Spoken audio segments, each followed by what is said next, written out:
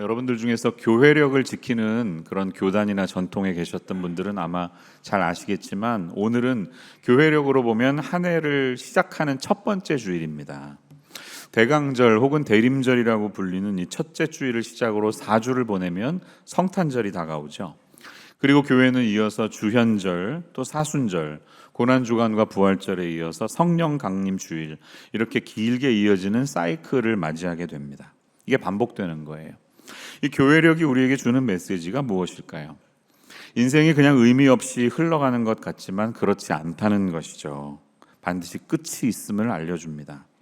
우리의 인생은 방향이 있고 그것을 향해 가는 길이고, 그 방향의 끝에는 종말이 있음을 보여줍니다. 제가 칼럼에서 조금 쓴 것처럼 1년 내내 이 교회력은 앞으로만 세다가 성령 강림 후 몇 번째 주일 하다가 마지막 순간이 되면 갑자기 뒤에서 세기 시작합니다. 마지막 세 번째, 두 번째, 그리고 크라이스트 킹, 그리스도 왕 되신 주일, 이렇게 지난주 한 해를 그렇게 마감하고 이제 대강절의 첫 주를 맞이하는 거예요. 왜 그렇게 할까요? 그것은 우리의 삶은 과거로부터 멀어지는 동시에 다가올 미래를 맞이해야 하는 두 가지 관점이 다 있어야 함을 리마인드 해주는 것입니다. 대강절을 보내면서 빛으로 오시는 예수님의 탄생을 기다리는 우리에게는 마침내 그 예수님께서 이제는 아기 예수가 아니라 다시 오실 종말의 주님, 심판주로 오실 그 재림이 우리를 기다리고 있다는 사실을 언제나 기억하면서 살라 하는 메시지가 있는 것입니다. 심판의 주님이 반드시 재림하신다는 사실을 기다리면서 살아가는 우리들에게 필요한 메시지가 있다면 무엇일까요? 그것은 소망이 아니겠습니까? 우리가 소망이 있어야 합니다. 예수님 다시 오신다는 거예요. 그런 점에서 오늘 우리가 함께 읽은 본문은 대강절을 맞이하는 우리에게 꼭 필요한 마음 자세가 무엇인지를 확연하게 나타내고 있습니다. 이사야서를 읽어보신 분은 알겠지만 좀 어렵습니다. 그렇죠? 일단은 너무 두꺼워요. 66장이나 돼요. 그리고 모르는 내용이 너무 많아요. 여러 세계의 열방들에 대한 예언이 이어지니까 나와는 관계없는 것처럼 느껴집니다. 그래서 접근하기가 어려운데요. 그런데 아마 들어보신 적이 있을 테지만 흥미로운 게 있습니다. 그것은 이 66권이 성경이 말하는 66권과 똑같다는 거고요. 이사야서를 자세히 들여다보면 전반부와 후반부로 나뉘는데, 앞부분은 1장에서 39장까지, 후반부는 오늘 40장에서 66장까지, 39권, 27권 성경이 있는 것처럼 39장, 나머지 27장이 합쳐져 있어서 마치 작은 성경과도 같다, 이런 이야기들을 학자들이 한다는 거예요. 40장에 가면 갑자기 냉탕에서 온탕에 들어가는 것 같은 그런 분위기에 전환되는 것을 우리가 다 경험을 합니다. 구약에서는 하나님의 심판의 메시지, 경고의 메시지가 있었습니다. 하나님을 배반하는 이스라엘들이 결국은 망했죠. 바벨론으로 끌려간다는 예언을 이사야가 했어요.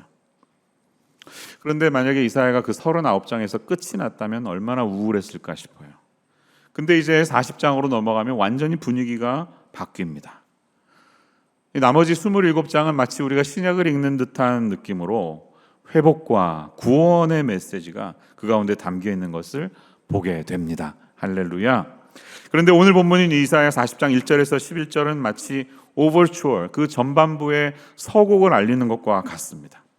앞부분은 심판과 경고로 가득한 메시지였는데요, 뒤에는 회복과 구원을 알리는 그 놀라운 복음의 회복의 메시지를 알리는 대전환의 서곡이 우리에게 짠 하고 펼쳐지는 거예요. 그 서곡의 첫 번째 메시지가 무엇입니까? 1절을 보시면 뭐라고 말씀합니까? 너희는 내 백성을 위로하라. Comfort my people. 이게 이제 회복의 메시지를 알리는 첫 번째 일성으로 우리에게 선언됩니다. 바벨론의 통치 속에서 70년이라는 시간 동안 고통받을, 그리고 받고 있었던 이스라엘 백성들을 위로해 주시겠다는 하나님의 소망의 메시지가 여기에 있습니다. 얼마나 이게 기쁜지요. 그런데 무엇보다 눈에 띄는 점은 하나님께서 이스라엘을 향해서 내 백성이라고 하는 거예요. My people이라고 하는 거예요. 그들은 바벨론 포로 생활을 하면서 아마 하나님이 자신들을 버리셨을 거다, 이렇게 생각했을 겁니다. 그래서 이제는 우리가 하나님의 백성이 아니다, 더 이상 아니다 생각했을지 모릅니다. 하지만 하나님은 그들을 한 번도 놓으신 적이 없었습니다. 다만 징계의 시간을 통해서 그들이 더 온전하게 설 수 있기를 바라는 마음이었을 것이겠죠. 그런데 이제 때가 참에 따라 그들에게 구원의 손길을 내미시고 다시금 이스라엘을 향해서 너희들은 내가 잊지 않았다, 내 백성이다 라고 이렇게 불러주고 계십니다. 그동안 위로의 메시지를 전혀 경험하지 못했을 겁니다.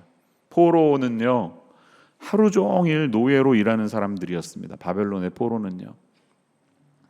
지금이야 6일이라고 하루 쉬는 이 7일 제도가 칼렌다에 있지만 고대 사회에는 여러분 쉼이 없었습니다. 매일 일하는 거예요. 매일. 쉬는 날이 없습니다. 인권도 없고요. 오직 학대와 억압만 있는 그들에게 위로가 필요했겠죠. 하나님 그 마음을 아시는 것처럼 이제 내 백성을 위로하라, 이렇게 일성을 외치시는 겁니다. 그들은 끊임없이 하나님을 떠나려 했고 하나님을 배역했고 다른 우상을 숭배했기 때문에 포로로 끌려갔지만, 그래서 어떠한 위로나 소망도 포기한 지 오래였지만 하나님은 그랬던 그들에게 아니다, 너희를 내가 잊지 않았다, 너희는 내 백성이다, 그래서 위로한다, 이렇게 말씀하십니다. 분위기가 갑자기 전환되는 거예요. 39장까지 있었던 내용과는 완전히 다른 분위기의 전환이 있습니다. 대부분 분위기가 전환되면 어떤 그 이유가 있지 않습니까? 복선을 주든지 그 이유를 말씀을 하는데, 뭐 너희들이 뭘 잘했다든지 무슨 계기가 있어서 회개했다든지 이래야 되는데, 이 40장의 스토리에는 어떤 이유도 없습니다. 그냥 예고도 없이 이유도 없이 갑자기 변화를 선포합니다. 그리고 그냥 무작정 위로하라, 내 백성을 위로하라, 이렇게 말씀하고 있습니다. 여러분, 아무 이유 없이 우리에게 소망과 메시지가 주어진다면 그것은 무엇일까요? 그런 것을 우리는 은혜라고 하지 않습니까? 우리가 잘한 것이 없었음에도 은혜가 우리의 삶 가운데 개입했다는 사실을 보여주고 있습니다. 40장부터 어떤 일이 있길래? 예수님이 오시기 때문에, 너희를 구원한 메시아가 오시기 때문에, 예수님이 개입하셨기 때문에 이제 은혜가 오셨다.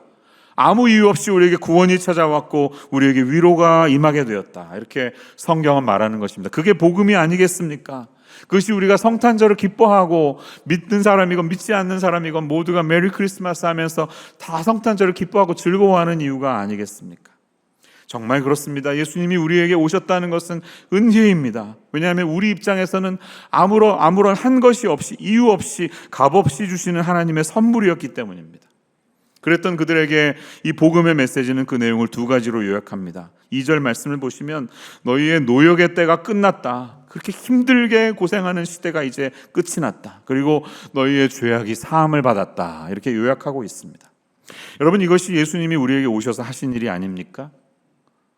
수고하고 무거운 짐진 자들아 다 내게로 오라, 내가 너희에게 참된 평강과 쉼을 주리라 하신 예수님의 안식이 있었고요. 예수님, 우리의 구세주가 되신 메시아로 말미암아 하나님 앞에 어떻게 할 수 없었던 우리의 죄의 문제가 사함을 받게 된 것이 아니겠습니까? 그로 말미암아 우리는 위로함을 얻게 되는 백성이 되었는 줄로 믿습니다. 십자가의 보혈의 피로 말미암아 구원받게 된 사실, 이 복음의 은혜가 우리에게 있다는 것이, 그것이 어찌 위로가 아니겠습니까? 위로, comfort, 영어의 comfort는요 라틴어 두 가지가 합쳐진 것입니다. com이라고 하는 전치사, 함께, 그리고 fortis라는 라틴어가 함께한 것입니다. 어떤 힘이 함께 실렸다는 뜻이에요. 힘을 가지신 분이 우리에게 함께 해주실 때 그게 우리에게 위로가 됩니다. 예수님이 우리와 함께 해주시기 때문에, 힘 가신 분이 계셨기 때문에, 문제를 해결해 주시기 때문에 우리에게 위로가 됩니다. 우리에게 구원이 있고 죄사함을 받게 되었습니다. 그래서 너희의 힘든 노역의 때는 끝났다는 소식, 이게 어찌 복된 말씀이 아니겠습니까? 이 말씀 앞에서 오늘 다시 한번 새 힘으로 위로받고 하나님 앞에 일어서실 수 있는 거룩한 시간 되시기를 축원합니다. 그러면 그 값없는 은혜를 받은 우리가 이 대강절을 보내면서 어떻게 살라고 하시는 말씀일까요? 세 가지 아웃라인을 통해 보려고 합니다. 먼저 3절에서 5절 말씀을 통해서 우리는 이 대강절 기간에 우리의 마음의 길을 부드럽게 만들라고 하시는 주님의 음성을 들어야 하겠습니다. 40장 3절 말씀을 다시 보십시오. 외치는 자의 소리여 이르되 너희는 광야에서 여호와의 길을 예비하라, 사막에서 우리 하나님의 대로를 평탄하게 하라. 골짜기마다 도두어지며 산마다 언덕마다 낮아지며 고르지 아니한 곳이 평탄하게 되며 험한 곳이 평지가 될 것이다 라고 선언하고 계십니다. 옛부터 고대 문명에는요 왕들이 다니는 길이 따로 있었다고 합니다. 킹스 하이웨이라고 많이 불렀는데요. 지금으로 치면 인터스테이트 하이웨이와 같이 고속도로에 해당합니다. 이 왕의 길을 통해 무역상들이 무역을 오고 갔고 전쟁을 벌이면 전쟁의 승패를 좌지하는 기반이 바로 그 길을 닦는 데에 있었습니다. 모든 제국이 다 왕이 다니는 길을 만들었는데요. 한 예를 들면 고대 페르시아 제국의 유명한 왕의 대로가 여러분 그림에 보시는 것 같이 있습니다. 수도인 수사에서부터 지금의 터키 땅 끝쪽에 있는 사대에 이르기까지 이 긴 길이 적어도 마차 한 대가 평탄하게 갈 수 있도록 깨끗하게 길을 닦는 그런 왕의 길이 있었다는 것을 말하고 있는 것이에요. 그런데 지금 본문이 말하고 있는 왕의 대로는 그 땅이 아니라 이스라엘을 종으로 나누고 있는 요단강의 오른쪽에 있는 지금 요르단 동편에 위치한 다음 그림을 보시면 그 땅에 있는 왕의 대로를 말하는 것입니다. 사해 오른쪽에는 요르단 국가인데요. 이 산맥을 쭉 종으로 올라가는 왕의 대로가 지금도 있습니다. 이 지도를 보면 굉장히 이렇게 언덕도 많고 산맥이니까요. 그런데 그것이 마차가 흔들리지 않도록 깨끗하게 길을 닦는 작업들을 고대 때부터 했다는 것이고 지금도 유명한 고속도로가 그 자리에 아스팔트가 깔려서 있는 것입니다. 자, 오늘 본문은 우리에게 말합니다. 그러한 왕의 대로를 너희들의 마음에 만들어라. Prepare the Lord's way. 하나님의 길을 예비하라. 이렇게 말합니다. 어떻게 우리가 그 왕의 대로를 만들 수 있을까요? 사실은 우리가 만드는 게 아니라 예수님이 우리 마음속에 오시면 이루어지는 일인 줄로 믿습니다. 주님이 하시는 일이에요. 우리는 주님을 만나면 주님이 우리 마음속을 그렇게 빚어가십니다. 다만 우리는 그 사실을 외치면 되는 겁니다. 오늘 본문의 3절, 6절, 9절에 보면 어떤 소리에 대한 메신저에 대한 이야기를 하고 있습니다.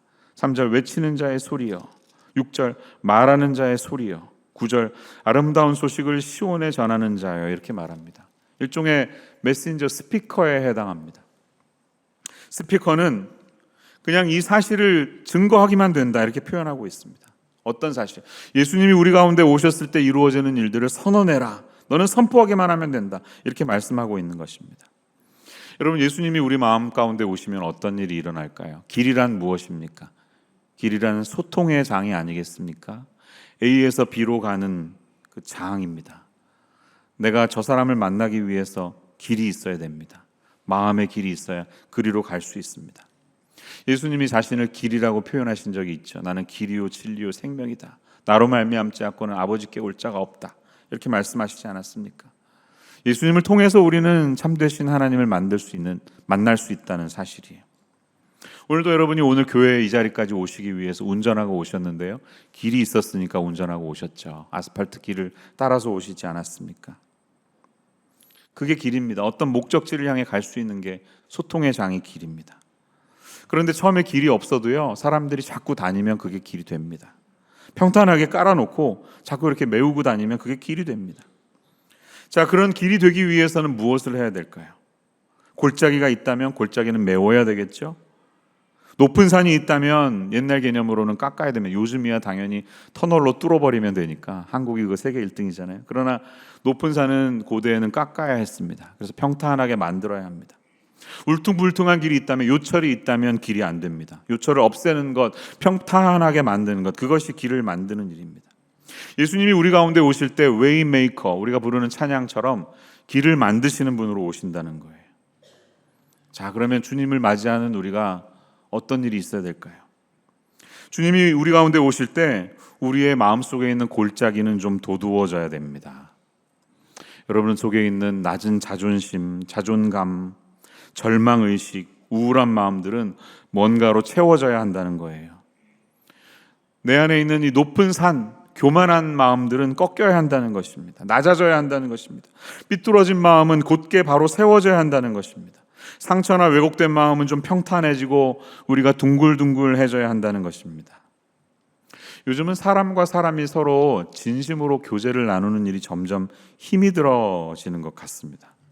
각자 다 나름의 상처가 있고 열등감이 있고 두려움이 있어서, 그래서 사람을 이렇게 쉽게 만나는 것을 다 주저합니다. 한번 상처받으면 바로 문을 닫을 때가 많습니다. 길이 생기지 않는 거예요. 상대가 나빠서가 아니라 어쩌면 우리의 마음이 많이 나약해졌기 때문이라는 생각을 해봐요. 그럴 때 어떻게 될까요? 우리의 마음속에 있는 골짜기는 메워야 할 것입니다. 무엇으로 메울까요? 하나님의 은혜가 있을 때만 메워지는 줄로 믿습니다. 하나님의 은혜를 마음 가운데 채워야 합니다. 또 우리는 얼마나 교만합니까? 교만하면 이렇게 높은 자리에 올라가죠. 언덕이 높아져 있는 거죠. 그러면 교제가 안 돼요. 상대방을 내려다보니까요. 교만한 눈빛과 말투로 대하니까 누가 나를 상대하겠습니까? 그런 우리의 마음을 깎아내려야 되겠죠. 그 사람의 위치로 내려와야 되겠죠. 꼬마들과 대화하려면 눈높이를 맞춰야 되겠죠. 그래서 본문은 산마다 언덕마다 낮아지며라고 이렇게 표현하고 있는 것입니다. 우리의 마음을 낮추고 골짜기는 좀 메우라고 명령하고 있는 것입니다. 여러분, 예수님이 우리의 마음 가운데 오시면 우리의 그런 열등감과 상처를 치유해 주셔서 온전히 하시고 매끄럽게 해주시는 줄로 믿습니다. 예수님이 오시면 우리의 교만한 마음을 깎아내리셔서 낮추시는 줄로 믿습니다. 그래서 묘한 일이 벌어져요. 내 마음의 길이 열리기 시작해요. 상종하고 싶지 않았던 사람에게 내 마음이 다가가기 시작하고요. 서로 교제할 수 있는 의지가 생깁니다. 우리 마음의 길이 열린 거예요. 광야 같은 마음, 광야의 사막은 원래 길이 없잖아요. 근데 그 메마른 땅에 길이 열리는 것을 경험합니다. 왜? 예수님이 우리의 웨이메이커가 되시고 길을 만들어주시기 때문입니다.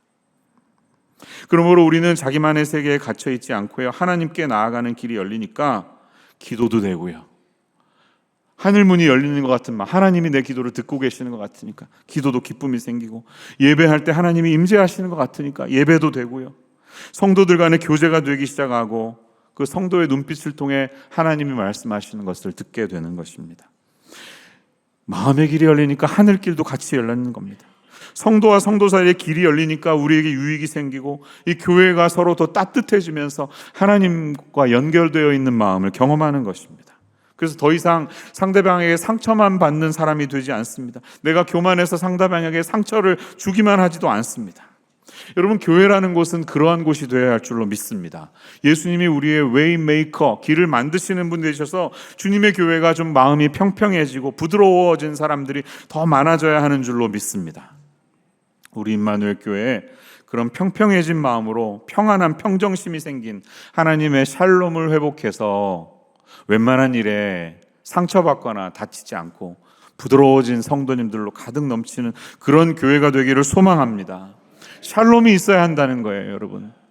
이 대강절에 우리가 회복해야 될 것은 하나님이 주시는 샬롬의 마음입니다.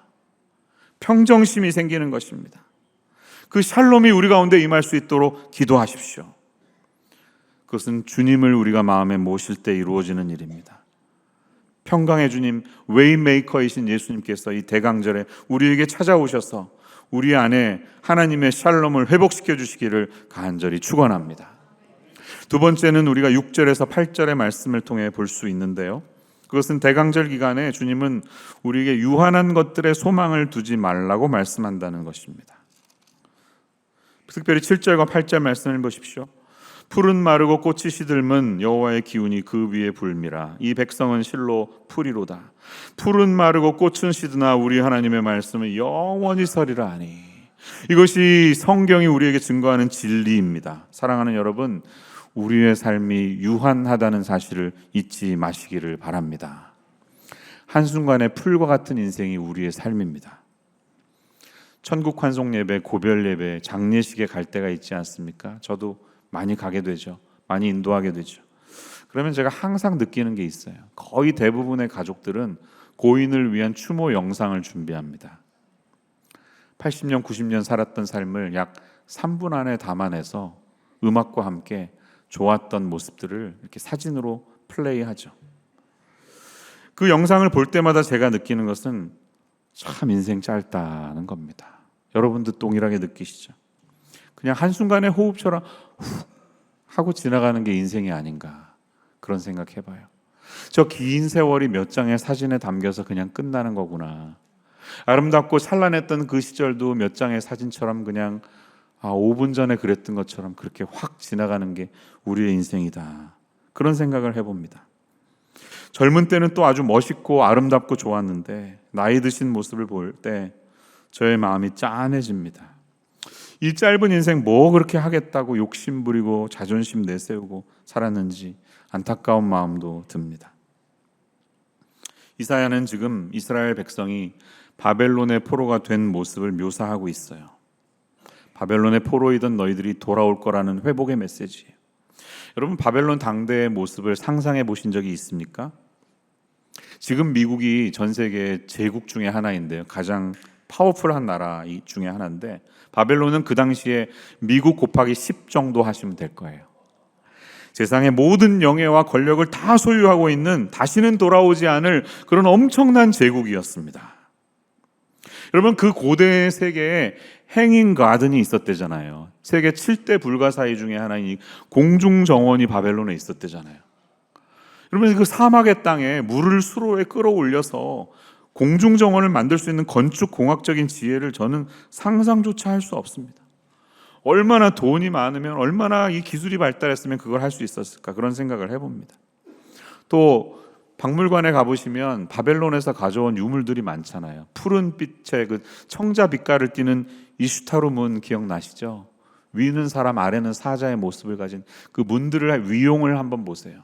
지금은 그냥 조각으로 남아있지만 원래 이슈타르 문은 14m의 높이라고 합니다. 외벽까지 합치면 25m가 넘는 화려한 규모였다고 합니다. 문이 그랬으니 성은 얼마나 더 컸을까요? 대단했을 겁니다. 베를린에 있는 페르가몬 박물관 같은 데 가시면 그 복원된 모습을 볼 수 있는데요, 그것은 더 크고 화려하고 위대했을 겁니다. 그 당시의 사람들은 그 문을 지나갈 때 신들의 도시로 들어가는 느낌이다 라고 표현했다고 합니다. 하지만 지금은 어떻습니까?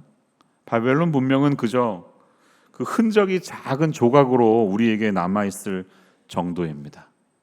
풀은 마르고 꽃은 시드는 겁니다.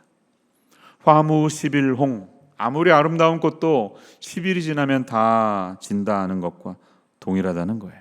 하지만 성경은 거기에서 끝나지 않아요. 변치 않는 것이 있습니다. 그게 뭡니까?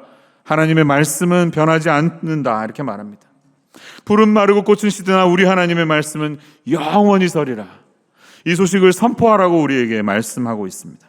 하나님의 말씀은 변치 않습니다. 4,000년 전에 쓰여진 그 말씀들이 지금 우리에게 66권으로 남아있지만, 많은 역사의 제국들과 정권들이 이 성경을 없애기 위해서 탄압하고 불지르고 했지만, 역사가들이 조사해보면 수천 년 동안 흘러온 역사 가운데 토씨 하나 바뀌지 않고 우리에게 그대로 간직되어 있는 것을 볼 때, 이 하나님의 말씀은 앞으로도 계속해서 영원히 우리 가운데 남을 줄로 믿습니다. 근데 정말 중요한 것은 이 책이 오랫동안 남아있다는 것이 아니라, 이 말씀을 내게 주신 말씀으로 받아들이고 순종하는 사람들의 삶이 맺는 그 삶의 열매가 영원하다는 것을 기억하라는 겁니다. 우리가 인생에 참으로 영원토록 남길 수 있는 것이 무엇입니까? 졸업장이에요? 이력서예요? 여러분의 재산입니까? 아니요. 다 그런 것들은 들의 풀처럼 다 살아서 없어질 것입니다. 그러나 영원한 하나님을 내게 주신 영생의 말씀으로 붙들고 거기에서 기쁨을 느끼며 순종하는 사람들이 삶에서 맺는 그 삶의 열매, 그것은 영원토록 남는다는 사실이에요. 이 말씀을 순종하며 말씀의 진리를 내 마음 가운데 새기는 그런 삶을 살아가라고 결단하는 대강절의 시간이 되시기를 축원합니다. 유명한 분들은 지금도 많이 떠나죠. 2025년 사망자 명단을 알려줘, 이렇게 인공지능에게 물었더니 쫙 나오더라고요. 여러분들이 올해도 많이 돌아가셨습니다. 바로 얼마 전에 이순재, 대한민국의 제일 이 관록 있는 배우께서 세상을 떠나셨습니다. 많은 배우들이 안타까워합니다. 다큐멘터리도 제작이 되고요. 그러나 그들은 잘 압니다. 머지않아 나의 배우의 커리어도 그렇게 될 것이라는 사실을. 대통령도 재벌도 각계 유명 인사들도 다 훅 하는 바람처럼 결국엔 끝이 나고 맙니다. 들의 풀과 같은 것에 우리의 인생을 걸겠습니까? 아니면 영원한 하나님의 말씀의 약속 위에 삶의 열매를 남기는 일에 집중하시겠습니까? 후자가 되어야 할 줄로 믿습니다. 그 말씀에 우리의 인생을 거는 것이 참된 지혜라는 것입니다. 결국 우리 삶에 유일하게 남는 열매는 이 영원하신 하나님의 말씀 앞에 순종해서 맺은 삶의 열매, 그거 하나다. 그 말씀을 기억하면서 주님 앞에 나아가시는 성도님들 되시기를 축원합니다. 마지막으로 세 번째, 우리는 9절에서 11절을 통해 깨달을 수 있습니다. 이 대강절 기간에 우리의 두려운 마음을 거두고 하나님만을 바라보라 하시는 주의 음성을 들어야 할 줄로 믿습니다. 성경은 우리에게 두려움 대신에 시선을 하나님께 두라, 이렇게 그것을 가서 외치라 말씀하고 있습니다. 9절과 10절을 보시면 보라, 보라 이렇게 말하고 있습니다. 너희의 하나님을 보라 이렇게 선언하라고 하고요. 10절에 보라, 주 여호와께서 장차 강한 자로 임하실 것이요, 이렇게 선언하고 있습니다. 상급이 그에게 있고 보응이 그에게 있음을 보라. 우리의 시선을 어디에 두어야 할지 분명히 생각하라는 말씀을 하고 있어요. 하나님을 바라보는 훈련을 하라는 거예요. 그것이 우리를 향한 아름다운 소식, 다시 말해서 굿뉴스, 복음이다 라고 말하고 있습니다. 여러분, 이 사실이 왜 우리에게 복된 소식일까요? 10절 말씀을 꼼꼼히 읽어보시면 이제 바벨론에 갔던 포로들이 돌아온다는 이야기인데요, 백성들이 돌아온다 하지 않고 하나님께서 자기 백성에게 돌아오는 것으로 묘사하고 있습니다. 여호와께서 돌아오실 것이다, 강한 자로 오신다 라고 말합니다. 이것이 무슨 의미일까요? 왜 중요할까요? 지금 본문의 저자는 돌아오는 사람들의 초점을 맞추지 않고 하나님의 통치가 그들 가운데 다시 시작되는 하나님에게 초점을 맞추고 있는 것을 보고 있습니다. 우리 인생의 주도권이 우리가 아니라 하나님께 달려있다는 이야기입니다. 백성은 자신들이 무엇을 노력하고 성취해내서 따내는 것이 아니라 온전히 하나님의 주권 속에서 이루어지는 일이 바로 귀환하는 일이다. 이것이 너에게 기쁜 소식이다 라고 말씀하시는 것입니다. 이 복음의 메시지가 우리에게 아름다운 소식이 될 수 있는 이유는 하나님께서 우리에게 오시고 하나님께서 우리의 마음의 길을 닦으시고 하나님이 예비하시고 인도하시기 때문인 줄로 믿습니다. 팀 켈러 목사님, 돌아가신 분이 센터 처치라고 하는 굉장히 중요한 책을 쓰셨는데요, 그 센터 처치의 첫 장의 첫 번째 문장 비기닝은 이렇게 시작합니다. 복음은 좋은 충고가 아니라 기쁜 소식이다, 이렇게 말합니다. It's not a good advice, it's a good news. 좋은 충고와 좋은 소식, good news의 차이가 무엇일까요? 좋은 충고는 이런 거죠. 당신이 이렇게 살아가면 이런 좋은 일이 있을 겁니다. 이게 어드바이스입니다. 조금만 더 좋은 선택을 하면 더 나은 삶이 있을 거예요. 이런 게 조언이고 충고입니다. 하지만 복음은 어드바이스가 아니에요. 복음은 선언이에요. 뉴스예요, 뉴스. 그리스도께서 우리를 위해 무슨 일을 행하셨는지를, 그 소식을 전하는 게 복음입니다. 하나님이 자기 백성을 위해서 무슨 일을 하셨는지를 전하는 것이 바로 복음입니다. 우리가 무엇을 해야 얻는 게 아니라 우리를 향한 하나님의 일이 이미 이루어졌기 때문에 그것이 굿뉴스가 되는 것입니다. 소식이 되는 것입니다. 이미 우리에게 이루어진 일이기 때문에 우리는 그것을 들을 수 있고 들은 우리에게 그것이 기쁜 소식이 된다는 사실이에요. 복음은 그러니까 1차적으로 우리의 입장에서 우리가 무엇을 행해야 한다는 것이 아니라 하나님께서 우리를 위해서 무엇인가를 행하셨다는 사실을 붙드는 것입니다. 하나님이 예수님을 통해 우리에게 있는 죄의 문제를 없애주셨다. 이게 복음이 아니겠습니까? 이게 복음이 가지고 있는 강력함이고 하나님의 은혜의 정수가 된다는 사실입니다. 여러분, 이 놀라운 소식이 나에게서가 아니라 하나님에게서 시작됐다는 사실을 굳게 붙드시는 주님의 자녀들 되시기를 바랍니다. 두려워하지 마시고 사람들에게 외치십시오. 너희 하나님을 보라고. 모든 종교는 자기 자신을 보게 만듭니다. 돌을 닦게 만들고 수련하게 만들고 마음을 비우게 만들고 착하게 살라고 말합니다. 그러나 복음은 그렇지 않습니다. 너를 위해 새로운 일을 행하신 하나님을 바라볼 때 그 소식이 우리에게 전해지는 게 복음입니다. 종교가 주는 두려움, 그런 원하는 기대치를 이루지 못했다는 두려움이나 안타까움 때문에 자기 자신의 낮아짐을, 그게 끝이 아님을 기억하시기를 바랍니다. 여러분, 그 두려움을 없애고 하나님을 바라보시는 주의 자녀들 되시기를 축원합니다. 왜 이것이 중요할까요? 나보다 크신 분을 바라보면 우리의 마음이 그 문제, 내게 있는 문제보다 그분에게로 옮겨가기 때문입니다. 항상 기뻐하라. 쉬지 말고 기도하라. 범사에 감사하라. 왜 그렇게 해야 돼요? 그렇게 살면 우리 안에 있는 문제들이 하나님께로 옮겨가기 때문이에요. 하나님이 더 크게 보이기 때문이에요. 그래서 우리에게 평강이 찾아온다는 것입니다. 요즘 우리 사회는 우울증과 불안 증세, 공황, 여러 가지 마음의 질병들로 참 많은 사람들이 질환을 겪고 있습니다. 아이러니컬하게도 대한민국은 역사 가운데 가장 부유한 시대를 살고 있습니다. 뭐 어떤 통계를 보니까 세계 6위더라고요, GDP가. 그런데 어느 시대보다 더 마음의 병을 많이 가진 사람들로 이 사회가 넘쳐나 있는 이유가 무엇일까요? 참 놀랍지 않습니까? 한참 즐겁게 살아야 될 젊은이들 가운데도 이 마음의 질병으로 고통받는 분들이 너무나 많은 것을 봅니다. 전 서울대 병원장을 지내신 한만청 교수라는 분이 계신데요, 지금 나이가 많이 드셨는데 살아계신 것 같아요. 그분이 한 책을 통해서 자기가 60세 때 암에 걸려서 투병하고 이겨내서 어떻게 극복했는지를 책으로 남긴 적이 있는데, 책 제목이 암과 싸우지 말고 친구가 되라라는 책이에요. 아마 보신 분도 있을 거예요. 2000년대 초중반에 많이 유행했던 책입니다. 이분의 하신 말씀의 핵심이 뭐냐면, 이분은 크리스찬인데 당신이 암에 걸렸다고 암세포를 계속 묵상하면 암이 더 커진다는 거예요. 예, 사실입니다. 책 내리셔도 돼요. 암을 묵상하면 암이 커지고, 병을 묵상하면 병이 커지고, 문제를 묵상하면 문제가 커집니다. 날마다 그것을 묵상하시면 안 됩니다. 하지만 우리가 그 시선을 내어놓고 하나님을 묵상하면 하나님이 더 커지는 줄로 믿습니다. 하나님을 바라보면 하나님이 내 안에서 더 들어오셔서 하나님이 점점 더 커지세요. 그래서 이분이 암에 걸리고서 기도했던 기도는 이렇게 해주세요, 저렇게 해주세요 라는 기도가 아니라 감사의 기도였다고 합니다. 하나님 감사합니다. 오늘도 제가 숨을 쉴 수 있게 해주셔서 감사합니다. 이렇게 기도하다 보니까 두려움이 사라지고 감사 속에서 그 힘든 투병의 기간을 견뎌내고 이겨낼 수 있었다, 이렇게 말합니다. 어쩌면 그것이 이사야 40장이 우리에게 말하는 거예요. 두려워 말고 너희 하나님을 보라. 너의 문제에 빠지지 말고, 네 안에 있는 상처와 아픔에 빠지지 말고 너보다 크신 하나님을 바라보라.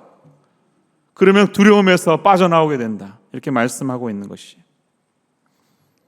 나보다 크신 하나님을 바라보시는 대강절 되시기를 축원합니다. 그런데 그럴 때 우리에게 한 가지 이미지를 더 붙들어야 돼요. 본문은 우리에게 한 가지를 더 요구합니다. 11절이에요.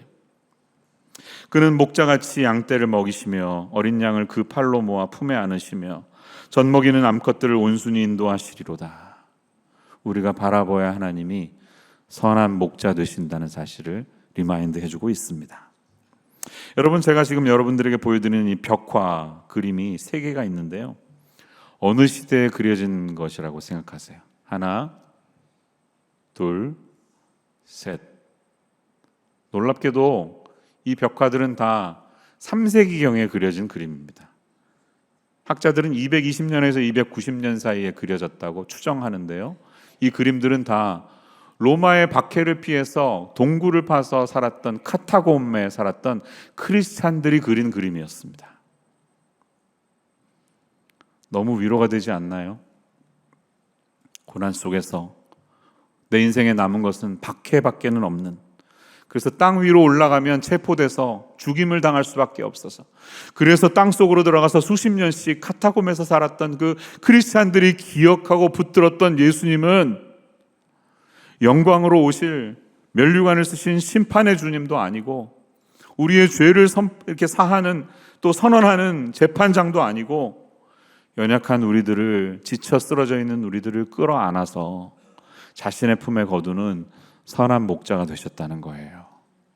그 고통 속에서 선한 목자 되신 예수님 한 분만을 생각하면서 그들은 그 기나긴 고난의 시간을 보냈을 것입니다. 왕도 아니고 대법관도 아닌 그냥 평범한 한 목자이신 주님께서 길을 잃듯 한 우리를 그의 팔로 안으시고, 강한 팔을 가지신 그분이 약하기 그지없는 어린 양을 안으신 이 본문을 묵상해 보시기 바랍니다.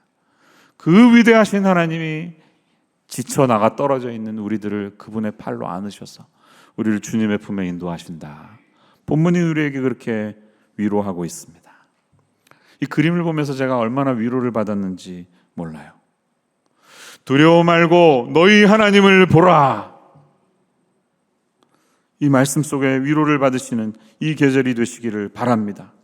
우리의 참 목자가 되시는 예수님을 바라보시면서 소망을 얻으시는 이 계절이 되시기를 축원합니다. 저와 여러분의 인생이 참 양과도 비슷하다는 생각을 해봐요. 여러분, 양의 특징이 뭘까요? GPS 기능이 동물 중에 꼴등이에요. 최악이에요. 방향 감각이 없어요. 양은 갈 바를 모릅니다. 시력도 안 좋대요. 9m 이상을 못 본대요. 그냥 소리를 듣고 양치는 목자의 음성을 듣고 따라가든지 앞에 있는 양을 따라갈 뿐입니다. 앞에 양이 어디를 가든 그냥 거기를 향해 가는 게 양의 인생에 방향 감각이 없으니까. 참 이게 중요한 것 같아요. 교회도 그래서 앞에 서 계시는 리더들이 잘해야 되는 것 같습니다. 목원들은 목자를 따라갑니다. 성도님들은 목사를 따라갑니다. 내가 하나님 앞에 어떻게 서 있느냐가 굉장히 중요하죠. 근데 그것보다 더 큰 것은 우리 모두는 예수님을 따라가는 존재입니다. 우리 목자 되신 예수님을 따라가야 하는 인생이라는 거예요.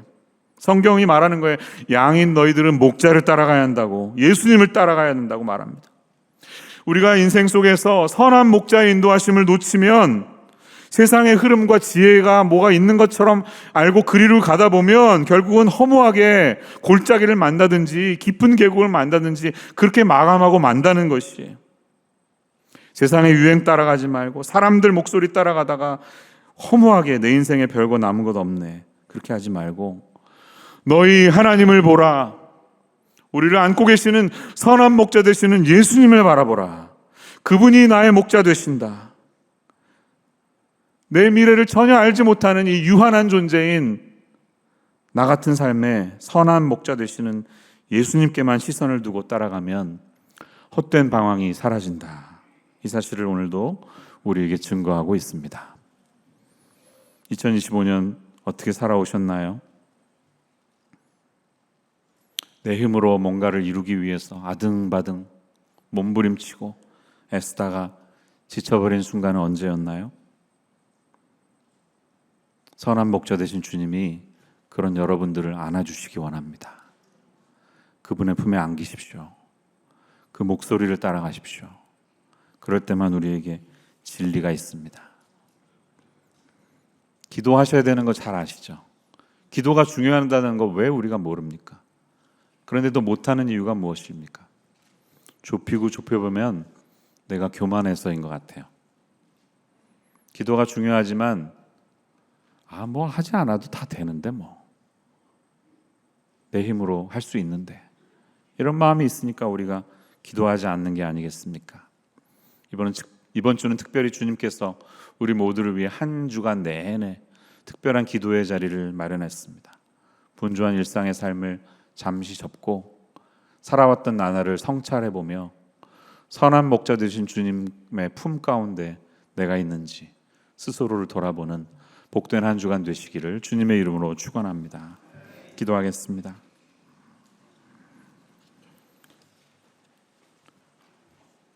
아름다운 소식을 시온에 전하는 자여, 너는 힘써 소리를 높이라. 두려워하지 말고 소리를 높여 유다의 성읍들에게 이르기를 너희의 하나님을 보라. Behold your God. 하나님, 우리의 삶의 시선을 주님께로 둘 수 있는 저희의 인생 되게 하여 주시옵소서. 분주한 일상의 삶 가운데 길을 잃은 양처럼 내 마음과 내 뜻대로 방향 없이 살다가 선한 목자 되시는 우리 주님의 품에 안기며 주께서 이끄시는 그 길을 따라가는 주의 자녀들 되기를 소망합니다. 아버지, 한 해를 또 마감하며 새로운 한 해를 준비하는 저희에게 이 주님의 음성을, 주님의 부르심에 온전히 응답하며 한 주간을 주님과 함께 동행하는 우리의 인생 되게 하여 주옵소서. 예수님의 이름으로 기도합니다.